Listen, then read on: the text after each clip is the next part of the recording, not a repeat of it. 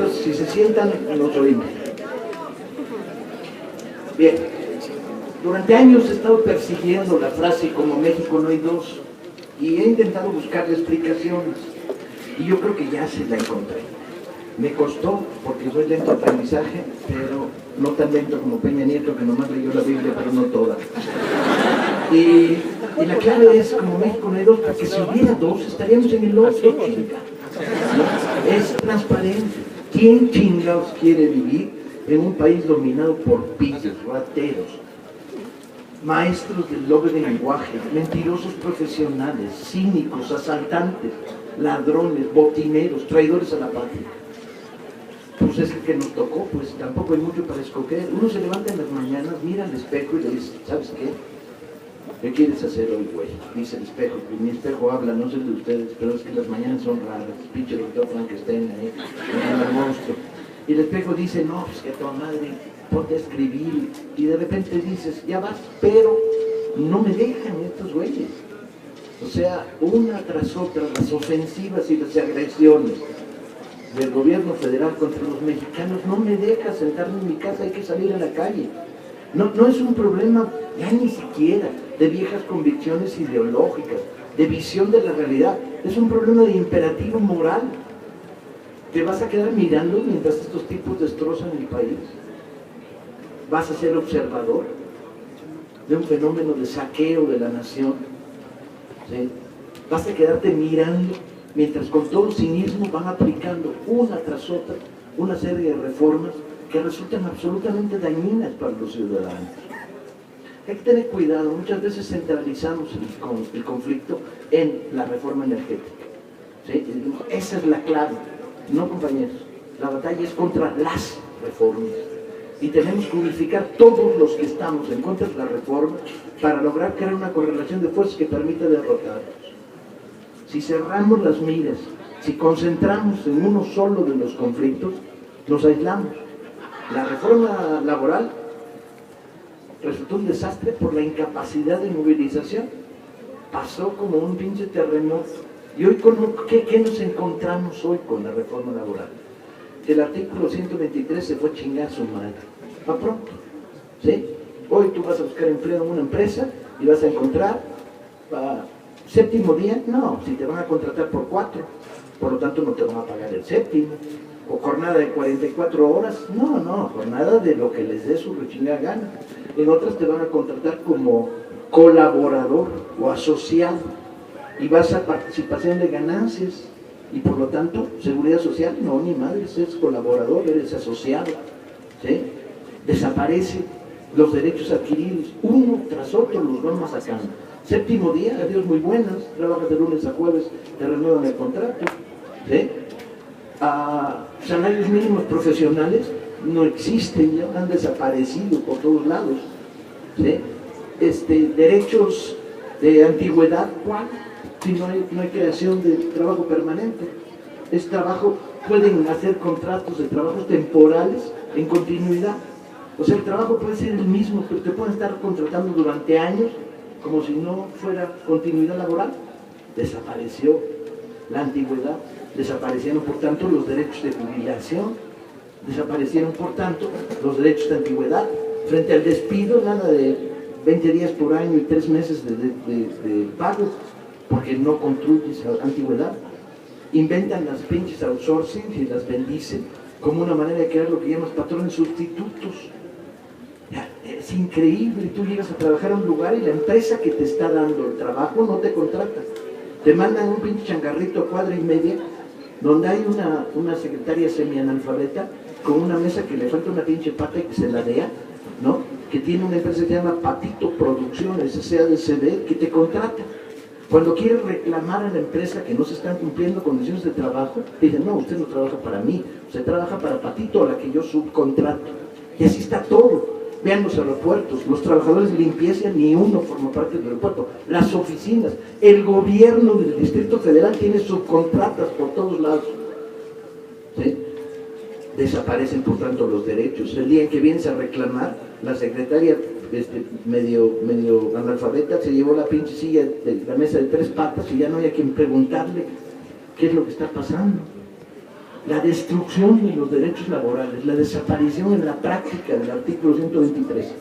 Y todo con un argumento verdaderamente risible, porque el proyecto neoliberal corrupto a la mexicana, el proyecto del neoliberalismo a la mexicana, se ha inventado un pinche lenguaje, ¿sí? Un lenguaje verdaderamente notable. Dice, modernización, aumento de la capacidad laboral productiva. ¿Qué chingo están diciendo? Y ellos dicen, no, bueno, esta reforma laboral va a generar un montón de empleos. ¿Sí? ¿Cuántos? Ya llevamos 8 meses de reforma laboral, generación de empleo por abajo del crecimiento de la población laboral. O sea, no ha crecido, ha disminuido el empleo. Entonces, ni siquiera en la lógica neoliberal les funciona. Y así llevamos 25 años de desastres. Destruyen Fertimex. Mientras en el mundo los ferrocarriles se vuelven la gran potencia transportadora, en este país los hacen cagada. Los dos rentables se los venden al American Railroad Track. Cedillo aparece unos pocos años después como miembro del Consejo de Administración. Para ser miembro del Consejo de Administración no tienes que ser guapo ni licenciado, con perdón de los compañeros de Derecho. ¿Sí?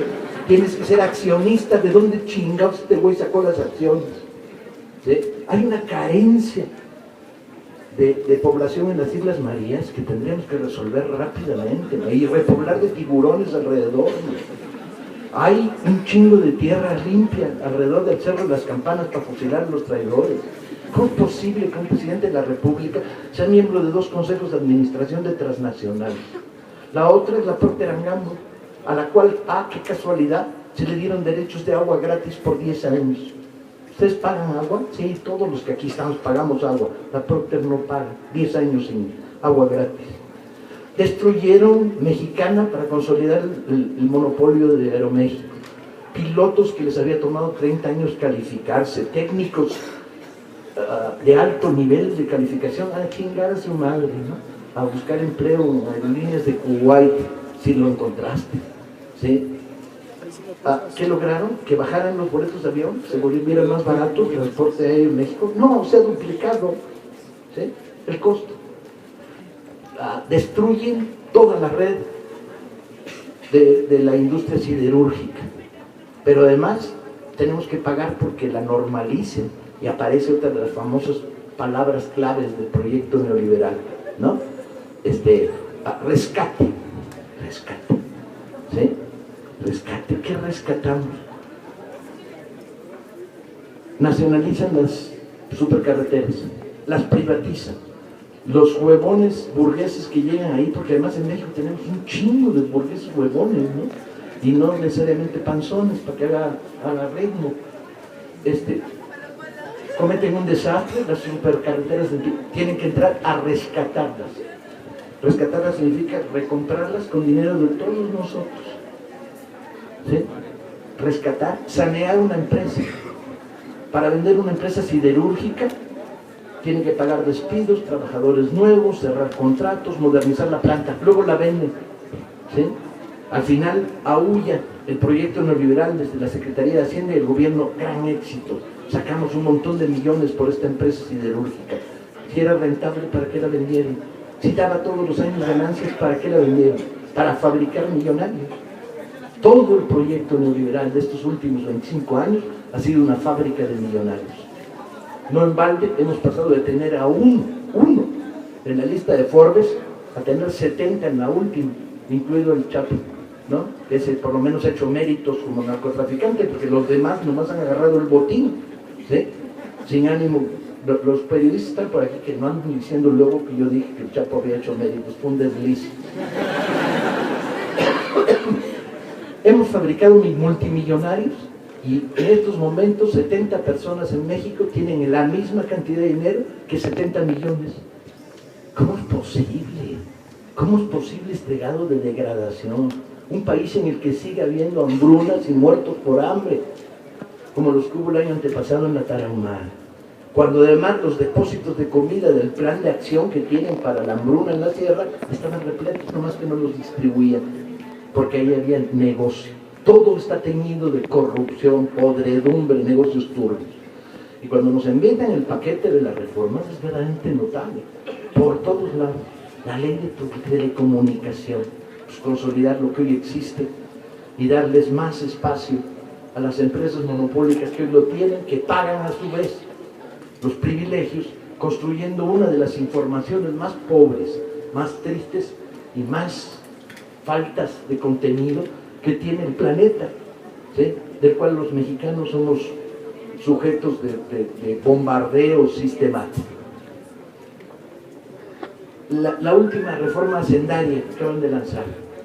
Acabo de leer un informe de un compañero sobre los repecos. Hasta el día de ayer yo no sabía qué chingados era un repeco, ¿sí? Pues los repecos son los recaudadores, no, los responsables, no, los que pagan los 5.700.000 mexicanos que están de pequeños contribuyentes, pequeños contribuyentes, sí, de pequeños contribuyentes, o sea, la señora de la tortillería, el de la tiendita de la esquina, el vendedor del mercado, estaban sujetos a un régimen, según la vieja ley hacendaria, en el que pagaban o 2% o un calculado.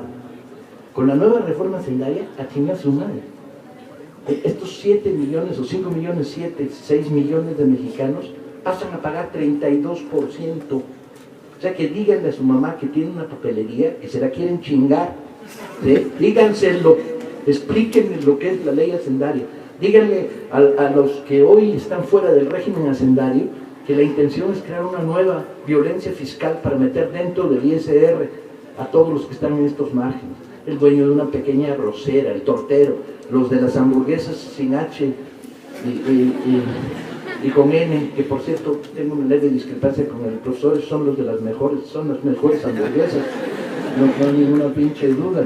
Y además sí están politizados, yo marché con ellos el domingo pasado, el antepasado, no el pasado, el antepasado, ya ni sé cuánto marcho todos los pinches días. Díganle, se los quieren chingar, ¿sí? La ley que después del repliegue que tuvieron que hacer, porque las movilizaciones de Morena, en la gran movilización de los maestros, los paró. Si no hubieran metido la ley del 18%, alimentos, IVA, del IVA, alimentos, colegiaturas, medicinas, libros y transporte. Se frenaron y soltaron esta segunda ley, que también es muy agresiva, porque el problema es que si tú le metes 32% a las hamburguesas, va a tener que subir los precios, no hay de otra. O sea, no atacan directamente IVA a los alimentos, atacan indirectamente a los distribuidores y comerciantes del sector alimentario. Pues el efecto va a ser el mismo. Y la reforma educativa, bueno, por más vueltas que le das, no hay un solo pinche párrafo que hable de la educación en la reforma educativa. Es increíble. Una ley sobre la educación que no habla de la educación. Pues podemos responder con absoluta garantía: apliquen en la prueba enlace Peña Nieto, seguro que nos lo fumigamos. Si saca 1.5 es porque se equivocó. ¿Dónde está el proyecto educativo? ¿Dónde está la preocupación por escuelas con luz, con agua, con baños, con techos? Chinga, hay escuelas en este país sin techo, ¿sí? Y luego todavía el renacimiento del nuevo fascismo mexicano, hay güeyes ahí en internet dándole duro al pinche dedo, ojalá se lo metan en el culo, en lugar de hacer estas cosas, diciendo: maestros huevones, huevón, cabrón, súbete tres horas caminando por la montaña para ir a dar clases en una escuela que no tiene agua ni luz. Mis respetos por lo mejor que tenemos en este país, los trabajadores de la educación en las zonas rurales. Y a estos lo quieren chingar. Y si eres director en una escuela, en una zona rural, que te eligieron tus compañeros y te eligieron tus maestros, no tienes plaza. Pero no solo eso, ahora pierdes derechos y te pueden quitar. Eso es lo que la ley quiere. Bueno, te pueden destituir 30.000 directores provisionales en escuelas privadas, a los que se quieren fumigar. Y las antigüedades desaparecer y someterte a control entre economía y derecho. Y la evaluación que tanto cacarea. A fuerzas hay que evaluar, hay que mejorar las condiciones de la educación básica, pero hay que mejorarla desde... ¿Era algo importante? Hay que mejorarla desde abajo, no desde arriba. Leyendo trabajos y artículos que se están produciendo desde la periferia del movimiento, descubres cosas maravillosas. Pues ahorita que salga, te mando un WhatsApp y me enseña marcas, geometría en el huerto. Que te amo mucho. Carajo, y lees. No, mira, muchachos, este es el árbol. Y entonces necesita 1,5 metros para cada lado, porque si no, no recoge de la tierra lo suficiente alimentos y energía para crecer.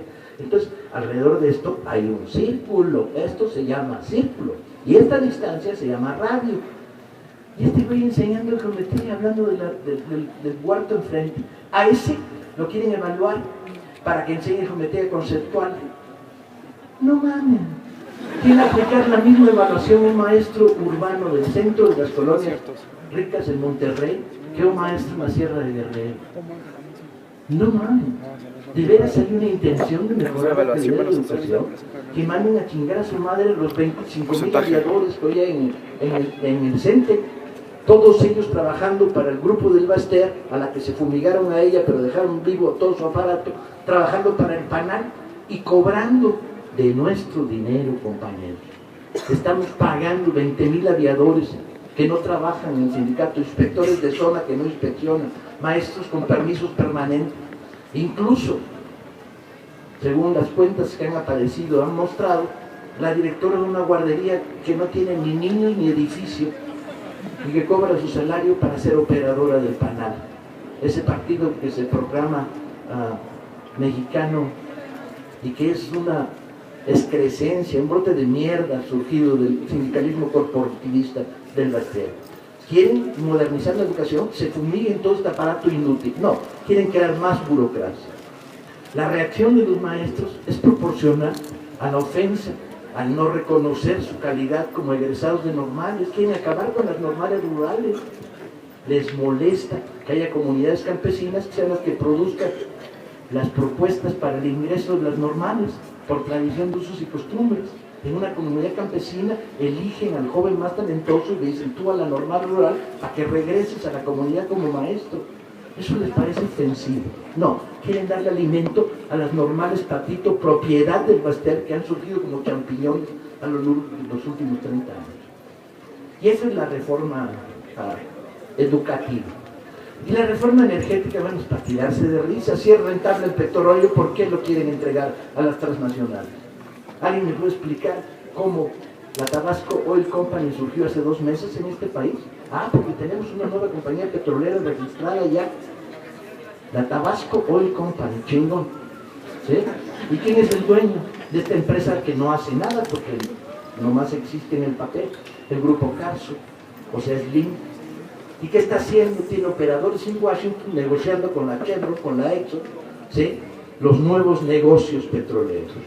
Porque la exploración no va a riesgo compartido, no, va pagada.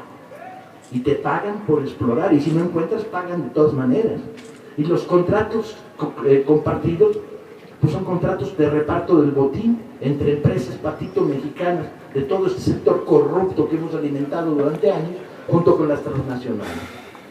La reforma energética es la entrega del botín más grande que hoy a nivel planetario, no los diamantes de Kalahari, no el gas natural de las estepas rusas, ni madres. El petróleo mexicano es el gran botín mundial. Y luego vienen en el doble lenguaje permanente con el cinismo, ¿no? Cárdenas ya había previsto, no mames, llevamos 2 temblores en la Ciudad de México porque Cárdenas está pataleando en su tumba por el uso verdaderamente criminal de su nombre. Es un insulto, chingada. ¿Sí? Hay compañeros que están preparando una demanda penal contra el publicista del PRI que inventó ese discurso, ¿no? Y que no va a prosperar, claro, pero por lo menos para saber sus nombres y que sus vecinos cuando salgan de casa los miren gacho, ¿sí? A estos canallas. Y todo por el estilo. Ahora bien, tomemos un poco de distancia. El movimiento está reaccionando, ¿sí? Por un lado, el movimiento magisterial. Como siempre, a ritmo roto, primero un sector, luego otro. No logran coordinar la acción común. La gente que coordina las fuerzas insurgentes más importantes del magisterio no logra coordinar. Guerrero entra primero, se sale, entra Oaxaca, Veracruz no se asoma. Y estamos sufriendo lo que estamos sufriendo eternamente en la izquierda de este país, que es una descoordinación de los movimientos sociales que permite que se aísle. Hace un año llegaron una enorme manifestación campesina en la Ciudad de México, promovida por 7 organizaciones del campo. Enorme. Gobernación los recibió y dijo, ustedes no hay bronca, el problema que traen, ahorita el gobernador levanta el teléfono y el gobernador de su estado lo resuelve. Ustedes entren a una mesa de negociación en el piso de abajo porque vamos a estudiar sus demandas. No, para ustedes el plan tal los fragmentó y claro, los debilitó más. Esto pasa una y otra vez. El movimiento electricista se dio en un vacío grande. El movimiento del SNE, por más que hubo intentos de apoyo, no fueron suficientes. ¿Sí? Hoy hay dos grandes líneas de acción. Por un lado, el movimiento de la gente, por otro lado, la movilización de Morena, más Cuauhtémoc Cárdenas y la izquierda del PRD, o sea, los que no han dado las nalgas en el llamado Pacto por México, llamémoslo por su nombre y digamos que los chuchos son acreedores al honroso título de traidores a la patria, ¿sí? Porque además, todavía con la agravante que dicen que vienen de la izquierda, ¿sí? Y hoy son parte de la derecha estructurada a nivel nacional. Pero hay una disidencia periodista, Cuauhtémoc lo está encabezando, no todo está podrido ahí. Entonces, por un lado, Morena, el movimiento cuauhtemista empujando. Por otro lado, la insurgencia magisterial. Y ahora emerge de nuevo, lentamente, el movimiento estudiantil. Compañeros, una sola lucha. Una sola lucha. No permitamos que nos fragmenten. No permitamos que el sectarismo que estamos viviendo en la izquierda, de todos lados, aquí hay responsabilidad para todos, prevalezca. Cada vez que alguien te diga, no, a esa marcha no voy, porque esa es de los ultras, no, a esa también voy. ¿Sí? Y el domingo próximo marcha Morena por el petróleo, y son reformistas, son blandos, me vale madres, ahí voy a estar. ¿Sí? Porque coincido con la defensa del petróleo de la nación. Y no permitamos que nos fragmenten, que nos aíslen. El mayor interés del gobierno en estos momentos es dividir las luchas contra la reforma y dejarlas que entren en carriles de desgaste, cada una por un lado. No lo permitamos. El movimiento estudiantil nace, resurge. Ayer, para mi enorme sorpresa, estuve en la asamblea que decidió el paro del CCH. Me pareció una asamblea interesantísima. 700 CCHeros en Oriente. ¿Oriente era? Sí, en Oriente, votando. Decide el paro activo, escuela abierta. ¿Sí? Teníamos una feria del libro de la Brigada para la Libertad, nos pidieron que la feria del libro siguiera. Teníamos programadas conferencias, las conferencias se van a dar y se están dando en estos momentos. ¿Sí? Que el movimiento se active y no se desactive. Y que no caigamos en la pinche locura de promover paros permanentes, cerrar las escuelas y dejar que sea una minoría la que construye el movimiento. Hay que ganar a las mayorías. Respetemos los lugares en los cuales se decide no ir a la huelga. Pero digamos, ok, no van a la huelga, pero el mismo día en que todos vamos a la huelga, organicen debates, organicen sesiones de información, inviten a maestros para que les hablen de su conflicto, inviten expertos en el tema petrolero, denle vida a la universidad. No queremos una universidad cerrada, no queremos que la lógica del movimiento es crecer, nos acompaña la razón. Esta generación en la que me incluyo, afortunadamente, ¿sí?, tiene delante de sí la gloria de ser los que vamos a parar las reformas de este país. Compañeros, pónganse contentos, vamos a pararlo. ¿Sí? Y para pararlo,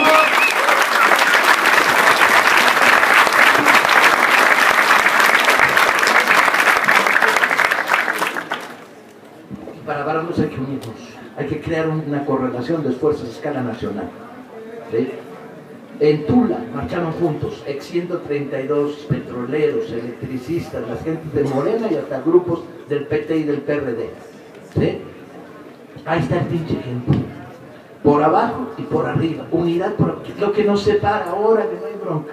Si un compañero piensa que el futuro ideal de este país es la anarquía, coincido con él, nomás que la distancia en cuando piensa él que va a llegar y la que pienso yo es diferente. Él piensa que va a llegar pasado mañana y yo tengo mis dudas al respecto. Lo que nos separa es menor, chinga, menor. Las diferencias son menores y ponemos sobre la mesa lo que nos une. Lo que nos une es impedir que el proyecto neoliberal corrupto se consolide, avance y destruya la oposición y el pensamiento crítico en este país. Es fundamental que le demos vida y ala al movimiento, que lo hagamos crecer. Es fundamental que nos conectemos, que oigamos de primera mano lo que dice un maestro de la montaña y lo escuchemos, y nos ilustremos, chingada, que lo traigamos a nuestra escuela y que hable. Es fundamental que ese maestro oiga, ¿sí? Cuando le decimos, oye, compadre, ya deje de estar chingando la borrega de que quiere tomar el Zócalo en este mismo instante, está repleto de policías, vamos a dejar que el movimiento crezca y que cree una relación de fuerzas que nos permita en un determinado momento tomar el Zócalo, ¿sí? De nuevo. Como además el Zócalo vale madre, lo que hay que crear no es tiene un elemento simbólico bien interesante, pero la clave no está en esa, la clave es construir un movimiento de las grandes mayorías. El gobierno tiene las mismas encuestas que tenemos nosotros. 57% de la población está en contra de la reforma energética y 17% tan solo a favor. O sea, toda la pinche campaña de Cárdenas hubiera estado de acuerdo. Queremos modernizarnos, ha valido madres. ¿Cuál es el problema? Que ese 57% es un 57% pasivo. Hay que volverlo activo, ¿sí? Y volverlo activo es parte de la tarea de todos. No hay ciudadano que se adquiere la conciencia es viral, compañero. Una vez que te llega, no te perdona. Entonces, te compras un pinche plumón de 16 pesos, que era lo que costaba la última vez que fui a los plumones, y donde quiera que pases, no a la reforma. Baño que te encuentres desprevenido, chingátelo.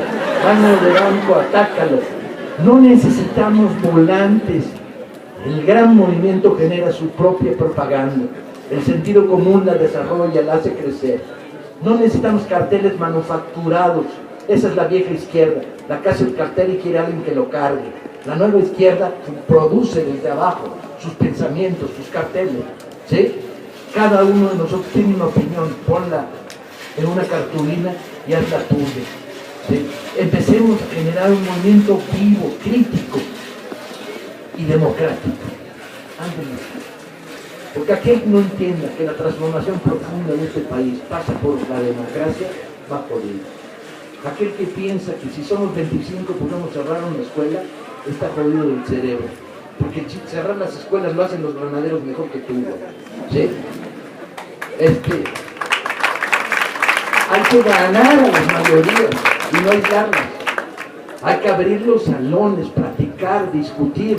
Que vengan compañeras como la maravillosa compañera que estaba bailando aquí hace un rato, con danzas árabes, chinga, eso es vida, ¿sí? Las escuelas con candados son muerte. Hay que construir desde abajo democracia y hay que respetarla. No podemos proponerle a este país democracia en la calle si no la practicamos dentro, en escuelas, en partidos políticos, en organizaciones sindicales, en organizaciones sociales. Solo ganas el derecho a pedir la democracia para la nación si la practicas en el interior de tu espacio de lucha. El discurso de Cárdenas, Paco, en el 96, en el 99, así entregaron la petroquímica. Sí. Vamos a hacer comparsa de lo que está planteando la derecha. Sigue, démonos, por favor. Sí, nomás, yo soy un polemista natural, me encanta que lo que dice. Comparsas significaría, entre otras cosas, que doblamos la cabeza, doblamos las manos, sonreímos y decimos, adelante con la reforma. ¿Es eso lo que estamos proponiendo? No. Bien, estamos proponiendo democracia. ¿Es contradictorio democracia popular con el desarrollo del movimiento? El que así lo piense un autócrata y un autoritario, ¿sí? El que piense que se puede avanzar por caminos antidemocráticos imponiendo la voluntad, no sabe de las virtudes virales de la conciencia. No sabe de que un ciudadano convencido es un ciudadano, y un ciudadano al que se le impone por razones reactivas crea la actitud contraria, ¿sí? Y lo mandamos al bando contrario por razones reactivas. Veamos la experiencia. Entonces, ¿en qué sentido hay una voluntad de entregar? No lo veo por ningún lado. Podrán decir de mí que soy un pinche socialdemócrata light, pero el que lo diga, que venga la polémica, pues ¿qué más quiero, chinga? ¿Sí? Yo creo que está claro, compañeros, ¿sí?, que no podemos plantearnos el problema de avanzar sin unificar la lucha por las reformas en una rueda de lucha, sumando a todos los que podamos sumar, dejando que las mayorías pasivas se expresen en este país y con plena solidaridad con los grupos en lucha. Termino diciendo, me siento orgulloso de los maestros de primaria de este país. Me han dado una lección, nuevamente me dieron una lección. Me siento orgulloso de los chavitos de ayer del CCH, se me ocurrió hacer la pregunta maldita, que es, ¿cuántos de ustedes estuvieron moviéndose durante la campaña electoral? Con Morena, o en el 132, o en otros grupos. Menos del 10%. El 90% era la primera vez que se incorporaron a un movimiento. Hay que darles información, material, reflexión. Hay que pensar con ellos. No arrastrarlos, no jalarlos, no convocarlos al enfrentamiento, a lo güey. ¿Sí? Y habrá enfrentamientos, como chingados que no los va a haber, pero cuando nos enfrentemos, nos enfrentaremos en términos de masas organizadas, cientos de miles, y no de minorías activas. ¿Sí? El Che lo decía muy clarito y era cabrón para esas cosas. Lo fácil es agarrar la bandera, lo difícil es que la agarre otro y vaya él por adelante. ¿Sí? Tenemos que construir un movimiento de amplias mayorías y tenemos que pelear una y otra vez por la unidad. Tenemos que pelear la unidad en los términos que se pueda. No es necesaria la absoluta coincidencia, no es necesario que dejes de criticar, que digas que las cosas no te gustan o que tal dirigente vale para pura madre, ¿no? Y es de medio Chile, adelante. Pero hoy por hoy, en este minuto, hay puntos de unión. Avancemos y hagámoslo promovámoslos, consolidemos. Viva el movimiento, compañeros.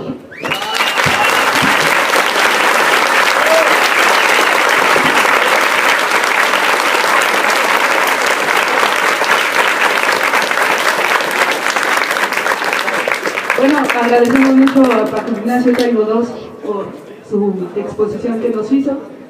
Nada más para recordarles que el 22 nosotros nos vamos a sumar a la marcha, a movilizarnos. Vamos a armar un contingente universitario de todas las universidades, de las escuelas que se puedan. Nos vamos a ver a las 9 en frente del Sanborns del Ángel de la Independencia. Y bueno, continuamos con esta jornada y ahora le cedemos la palabra a Rafael Barajas el Pizón.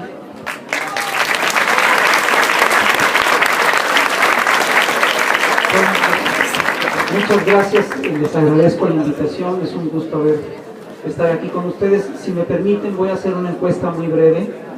Nunca había venido acá a Derecho, quiero preguntarles, levanten la mano por favor todos aquellos que conocen a alguien que ha tenido que emigrar a Estados Unidos en busca de empleo, levanten la mano por favor. Órale. Levanten la mano todos los que viven en un hogar en el que tienen que trabajar 2, 3 o más personas, levanten la mano por favor. Ok. Levanten la mano, yo pensé que por ser derecho iba a ser otra la proporción. Levanten la mano, por favor, todos aquellos que viven en un hogar en el que se ha perdido algún derecho o ha habido algún despido laboral en los últimos 10 años. Levanten la mano, por favor. Muy bien. Levanten la mano todos aquellos que han sido asaltados en los últimos 5 años, por favor. Yo ya tengo mi diagnóstico, están bien jodidos ustedes también. El problema es que ustedes, este deterioro en las condiciones de vida que ustedes están viendo aquí reflejado, no se dio de la noche a la mañana. Es un deterioro que se ha dado a lo largo de décadas, a lo largo de varias décadas, y que sin lugar a dudas tiene que ver con cambios constitucionales, con un proyecto económico que está por encima de todo esto y que impulsa reformas constitucionales muy claras. El proyecto, les decía yo, no se impuso de golpe, lo han ido imponiendo muy lentamente, y lo han ido imponiendo con mucho cuidado y con mucha, con mucha planeación. Si todas estas medidas y toda la legislación, si todas las leyes que hoy nos rigen, nos las hubieran querido implantar en la década de los 80s cuando empezó el proyecto, seguramente hubiera habido una gran revuelta nacional, pero lo han hecho muy poco a poco. Y además todo esto ha venido, esta serie de cambios legales han venido acompañados de toda una serie de cambios políticos, de toda una serie de movimientos políticos muy importantes. Han ido desorganizando a la gente, han ido destruyendo uno por uno los sindicatos, han ido destruyendo uno por uno las grandes instituciones nacionales que se construyeron alrededor del pacto de 1917 y que había logrado consolidar una especie de estado de bienestar. Todo eso nos lo han ido quitando poco a poco. Una de las cosas que nos han ido imponiendo son cambios legales profundos. El paquete de reformas que impulsa Peña Nieto forma parte de esos cambios. No hay que engañarse. Como bien decía Paco, no es una sola reforma, son un chorro. Y son además reformas que se van concatenando. Cuando estaba la campaña del 2012, estos señores, que son buenísimos para inventar términos que suenan bonito, decían que estas eran las reformas que el país necesitaba. Si nosotros hacemos cuentas, vamos a ver que estas reformas no las necesita el país y mucho menos las necesitamos nosotros. Son reformas que nos afectan a nosotros. Son reformas que necesitan unos cuantos grandes millonarios para seguirse haciendo cada vez más ricos. Estas reformas, si ustedes se fijan, están muy bien organizadas. Vino una reforma laboral que ya se aprobó en diciembre del año pasado con la aprobación, con el apoyo de las bancadas del PRI y del PAN y del PANAL y de todo lo del Partido Verde, etc. Esta reforma, como bien dice Paco, nos dejó sin un montón de derechos. La reforma magisterial es en realidad un complemento de la reforma laboral. Yo ahí sí no estoy de acuerdo con Paco, ya se fue Paco, pero no estoy de acuerdo con Paco. Esta reforma laboral, esta reforma educativa, sí tiene un punto educativo. ¿Y saben cuál es? Es uno de los primeros puntos de la reforma educativa. Dicen que pronto harán el primer paso de la reforma es que se tiene que hacer un diagnóstico sobre la situación educativa del país. Hazme el chingado favor. ¿Cómo van a hacer una reforma sin eso? Lo que quiere decir es que no han hecho el diagnóstico. Si no han hecho el diagnóstico, ¿qué reformas quieren hacer? Está claro que esa reforma educativa no tiene nada de educativo. Esa reforma educativa es básicamente una reforma laboral con dedicatoria a los maestros. Y es una reforma laboral que tiene además una intención muy clara. Los maestros han sido desde hace décadas un aparato electoral natural en la nación, por una razón muy simple. Porque hay muchos rincones del país en el que el único que puede llenar un acta y sabe contar y puede hacer las sumas es el maestro. Entonces, ustedes saben que uno de los pocos sindicatos que se ha mantenido vivo a lo largo de estas últimas décadas es el sindicato de maestros.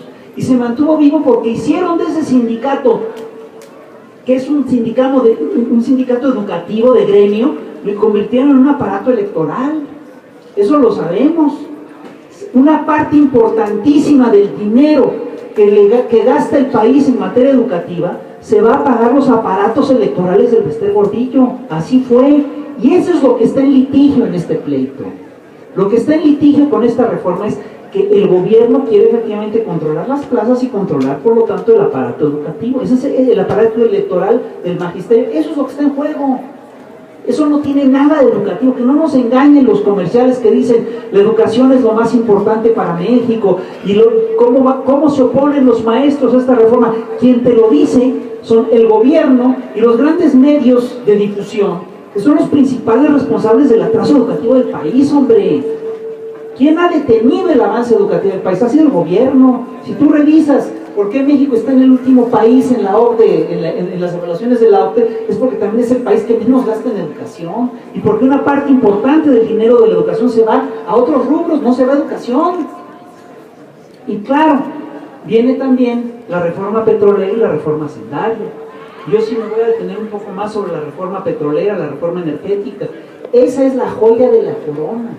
Es decir, es una reforma particularmente importante por la sencilla razón de que México desde hace décadas vive del petróleo. Este país, el 40% de sus ingresos en promedio le han salido del petróleo, no vienen de ningún otro lado. Han desmantelado todo lo que era la industria nacional. Y la única gran empresa que sigue activa y vigente en el país es Petróleos Mexicanos. Pemex es una empresa estratégica y el término estratégico es un término que se utiliza mucho en materia militar. Tú no cedes las cosas estratégicas. Las cosas que son estratégicas son aquellas que te son vitales, aquellas que necesitas para sobrevivir y para triunfar. Y si una rama de la energía, una rama de la producción mexicana te da el 40% de tus ingresos, pues es una rama estratégica, no hay vuelta de hoja. Y estos señores efectivamente son muy buenos para inventar términos, te dicen, y para hacer publicidad. La publicidad te dice sí, no a la privatización, sí a la reforma energética. Perdóname, vamos a leer la reforma energética Y si leemos la reforma energética vamos a ver que esa reforma es efectivamente una privatización. Pero, perdón, antes de entrar a revisar la reforma energética, vamos a revisar cómo han manejado el petróleo los señores que hoy nos dicen que tenemos que privatizar. Si revisamos cómo han manejado el petróleo, vamos a ver que es un escándalo. Es robo tras injuria tras robo. Vamos a ver primero, en los últimos años, Pemex le ha dado al país cerca, entre 2000 y 2012, Pemex pagó 637 mil millones de dólares en impuestos al Estado. ¿De dónde vienen a decirnos que no hay dinero? Si Pemex ha sacado, le ha dado al gobierno 637 mil millones de dólares, ¿cómo chingados nos vienen a decir que no hay dinero? Lo primero que nos tenemos que preguntar es, bueno, ¿y qué hicieron con ese dinero? Dicen, no, es que se ha ido al gasto corriente porque el país lo necesita, porque tenemos pocas fuentes de ingresos en impuestos. Bueno, ¿y por qué tenemos pocas fuentes de ingresos en impuestos? Pues la razón es muy simple, porque mire, un ciudadano común y corriente paga entre el 15 y el 35% de sus ingresos en impuestos. Pemex paga el 99%. ¿Saben cuánto pagan los grandes empresarios? Entre el 2 y el 7%. Entonces la ecuación es muy clara. A Pemex le sacan el 99% porque hay un montón de empresarios ultra ricos que pagan entre el 2 y el 7%. Miren, hubo un año en el que yo pagué más impuestos que Slim. Yo me quedé apantallado, pero así fue. Porque estos tienen toda una serie de cosas de que si el recurso consolida, también aquí estamos. Y no aparecemos en Forbes. Entonces, lo que es increíble es que todo ese dinero que le ha dado Pemex al Estado se ha ido a gasto corriente, casi nada se ha ido a gasto productivo, casi nada se ha ido a generar más ingresos para el país. Incluso han dejado de invertir en Pemex. No solamente han dejado de invertir en Pemex, lo han dejado deteriorarse, lo han saqueado en serio, no le meten mantenimiento, no dejan que se roben el combustible. Si todos te dicen, no, es que se roban un montón de combustible, bueno, se roban tanto combustible que sería más barato poner al ejército a lo largo de los oleoductos que dejar que se lo sigan robando. Sin embargo, dejan que se lo sigan robando. Ahí hay claramente una intención de quebrar Pemex. La intención tiene que ver con una política que han seguido los señores neoliberales alrededor de las empresas estatales. Cada vez que quieren privatizar una empresa del Estado, la corrompen, dejan que se deteriore y después dicen, mira qué mal está. Bueno, es el caso de Pemex. Ahora, lo que han hecho con Pemex es de veras increíble, porque no sé si ustedes lo saben, pero en un momento dado, Pemex, dicen que no hay dinero para invertir en Pemex, le han pagado miles de millones de dólares a empresas multinacionales para que hagan exploración en zonas, en territorio mexicano, en zonas en las que no hay petróleo. Entonces, no hay petróleo, pero sí les pagan a esas empresas, pero no pagan la exploración en Pemex. ¿Saben? Hay un caso que es increíble. Pemex gastó en comprar acciones de Repsol, de otra petrolera, de una petrolera española, gastó cerca de 1.700 millones de dólares y perdió en la operación, pero no hay dinero para Pemex. Es decir, lo primero que tendríamos que hacer es revisar cómo han estado manejando la empresa estos señores y a partir de ahí tendríamos que decidir si se privatiza o ver qué hacemos. Y te voy a decir una cosa, es decir, estos señores han manejado la empresa con las patas. Veamos qué pasa con la refinación. Lo que te dicen estos señores, no, es que la refinación no es rentable. A Pemex le resulta muy rentable sacar el petróleo, pero no le resulta tan rentable refinarlo, porque para sacarlo, fíjate, te hacen cuentas muy claras. Metemos $10 para sacar un barril, nos cuesta $10 sacar un barril y lo vendemos en 100. A ver, y la refinación, pues no, le metemos, solo le sacamos el 50%. Espérate, vamos a hacer cuentas. ¿Cuánto te cuesta no refinar? Pues te cuesta carísimo, te cuesta mucho más que si refinar. Entonces, además, vamos a hacer cuentas. Si a esa ganancia del 90% que le sacamos al barril de petróleo le agregáramos la ganancia de la refinación y la petroquímica, pues estaríamos rete bien. No, pero esa no lo hacen. Entonces, te dicen cosas como estas. El otro día lo vimos con Carmen Aristegui, el director de Petróleos Mexicanos, fíjate, llega y te dice, es que sacar el gas nos cuesta $4 y lo vendemos en $4.50. Entonces mejor no hacemos eso. Entonces, ¿saben qué hacen? Lo importan a 16. ¿Dónde está el pinche negocio? ¿Cuáles son? ¿En qué lógica se están moviendo? Por supuesto que quieren quebrar la empresa. El planteamiento es muy claro, la quieren quebrar porque la quieren vender. Ahora bien, nos dice Enrique Peña Nieto que, y hay algo que es increíble, a pesar de todos los grandes esfuerzos que han hecho por quebrar Pemex, no la han podido quebrar. Pemex sigue siendo la gran empresa de México, el grueso, es la empresa más rica del país con mucho.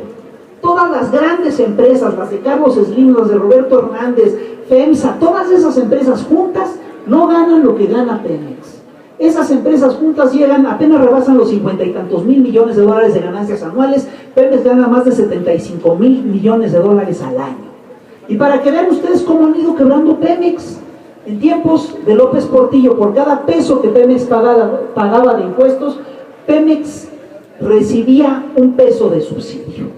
En tiempos de Salinas se había cambiado la cosa, porque por cada peso que le metían a Pemex, Pemex pagaba 5. Y en tiempos de Fox ya fue el colmo, porque le metían un peso a Pemex, por cada peso que le metían a Pemex le sacaban 8.50, con un agravante. Los pesos que le metían no eran completos. Es decir, le daban 13 centavos de inversión real y le daban 87 centavos de endeudamiento. Entonces, le metían 13 centavos, le endeudaban 87 centavos y le sacaban 8.50.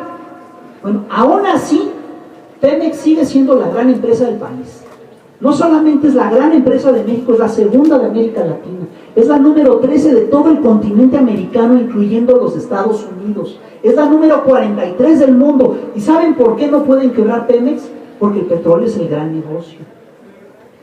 Rockefeller decía, el mejor negocio del mundo es una petrolera bien manejada.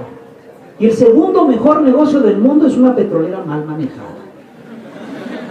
Aquí tenemos una petrolera mal manejada. Ahora, te dicen, no estamos privatizando, vamos a leer el articulado. La reforma que propone este señor, efectivamente, es una privatización. Implica cambios a la Constitución, implica cambios a la ley, implica cambios de fondo, implica dejar de considerar que el petróleo es estratégico, implica que la petroquímica y el gas y los hidrocarburos no pueden ser solo explotados por la nación, sino que pueden meterse inversiones privadas. Te dicen que van a regresar a las lógicas de Cárdenas, mienten. Cuando Cárdenas nacionaliza el petróleo, cuando Cárdenas nacionaliza el petróleo, no había inversión, no había industria petrolera en México. Necesitaban la inversión, ya no la necesitamos. Para que se den una... Miren, en resumen, esta reforma no tiene fundamento legal, no tiene fundamento jurídico, no tiene fundamento económico, no tiene fundamento histórico, no tiene madre para acabar pronto.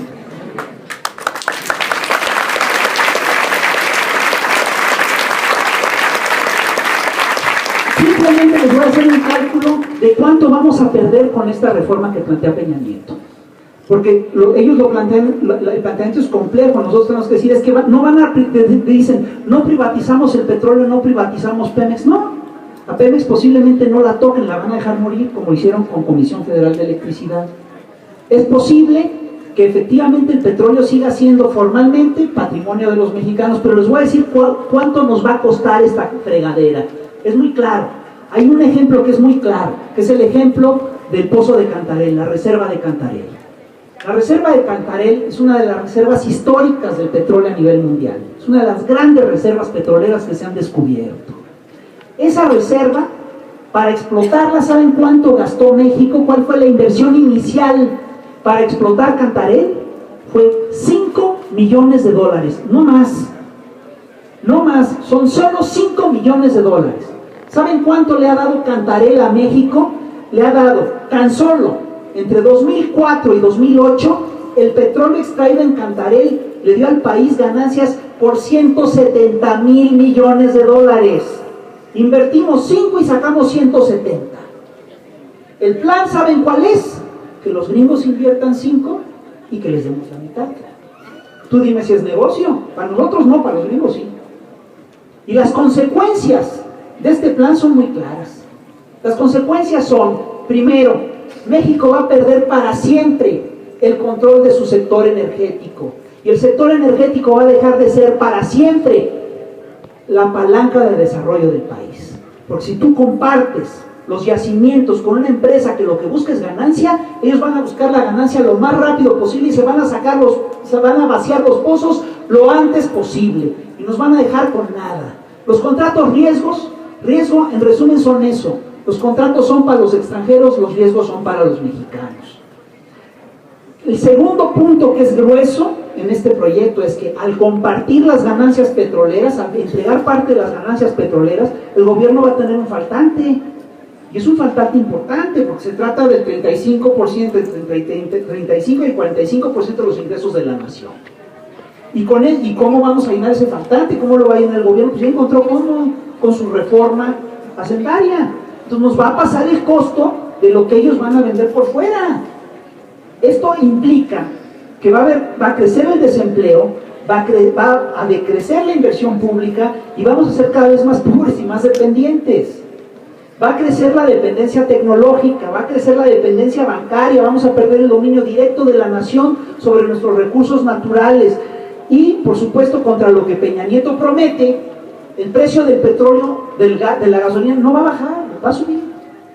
A cada rato nos prometen más empleos, nos prometen que van a bajar el gas, el petróleo, y nunca nos lo cumplen. Lo que vemos claramente es que todo sube. ¿Cuál es la gran ventaja que va a sacar Peña Nieto de eso?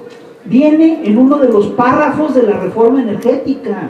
Uno de los planteamientos de estos señores es que los contratos pasan por Hacienda y por Presidencia. El señor va a controlar los contratos. Miren, no es chiste. Lo que está en juego es efectivamente la supervivencia de la nación. México tiene muy pocas fuentes de ingresos de divisas. México saca dinero del petróleo, saca dinero de las remesas de los migrantes y saca dinero del narco. Si tú le quitas el petróleo a los mexicanos, si tú consideras que las remesas van a ir bajando, pues estamos encaminándonos a consolidarnos como un muy buen narcoestado. Y todo esto, por supuesto, lo que va a generar es una cosa muy clara. Nos va a implicar un regreso en lo político a los tiempos del porfiriato. Un regreso a los tiempos en los que ni siquiera eran los oligarcas mexicanos los que recibían. Eran los oligarcas de Estados Unidos, los oligarcas de fuera. Entonces miren, ustedes tienen un pequeño problema. Paco y yo, nosotros hemos vivido casi toda nuestra vida con un país con petróleo. Ustedes ya se chingaron. Ustedes me van a decir si quieren vivir sin este 35% asegurado o 40% de ingresos petroleros. Yo les recomendaría que no lo dejaran. Es una apuesta para ustedes. Es una apuesta de esta generación. Y les voy a decir una cosa, ya tienen los votos para aprobar la reforma. Si ustedes no se movilizan, si nosotros no nos movilizamos, van a aprobar. Y aquí sí, perdóname, no hay, como dice Paco, tenemos que ir juntos a todas. Y aquí no hay pierde. Vamos a todas, esta es gruesa, esta es la más gruesa de todas. Y tenemos que echarle galleta, tenemos que echarle ganas para detener esto. Si no logramos detener esto, si no logramos hacer una movilización realmente masiva alrededor del petróleo, lo van a entregar. Si nos movilizamos, se van a parar, porque estos señores son como el cohetero. Tiran el cohete y ven, si nadie queja, si nadie se protesta, si nadie le hace tos, tiran el siguiente. Si nosotros la hacemos de tremendísima tos, se van a tener que parar. Lo vimos la semana pasada. A partir de la gente decía, no, es que los mítines no sirven. ¿Cómo no? A partir del mítin que hubo la semana pasada, le bajaron a lo del IVA, le echaron marcha atrás. Pues así vamos a tener que hacerle con el petróleo. Les vamos a parar su pinche reforma. Ahora, para eso nos tenemos que movilizar. Yo sí les insisto, por lo pronto este domingo, allá nos vemos. Muchas gracias.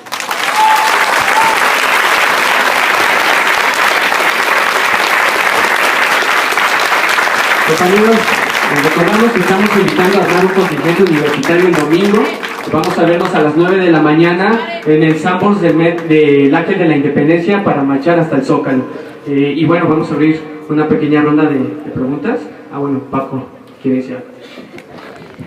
No, compañeros, que la invitación debe ser más amplia. Desde luego que nos vamos a ver un domingo en el Ángel, pero De aquí al domingo los maestros siguen movilizados, no hay que dejarlos solos, compañeros. Hay que estar ahí también. Por razones de agitación y propaganda tengo que irme a otro lado. Últimamente los todólogos de la izquierda intelectual mexicana andamos en chinga de un lado para otro y estamos muy requeridos para que des conferencias que nadie nunca te pagará, y qué bueno que no te las paguen, porque uno milita por el placer de hacerlo y no por dinero. Pero entonces me tengo que pirar, entonces compañeros dejo en manos de Trizón, que es muy chingón el maestro, la defensa de los argumentos y el debate. Ha sido un enorme placer estar hoy con ustedes en esta universidad que para. Muchas gracias. Antes de que se vaya Taibo, les echamos un Goya para despedirlo. ¡México! ¡Pumas! ¡Universidad! ¡Goya! ¡Goya! ¡Cachú, cachú, rara! ¡Cachú, cachú, rara! ¡Goya! ¡Universidad! Así, compañeros, si gustan, vamos a abrir una ronda de preguntas. También el FIS se va a tener que ir un ratito, pero si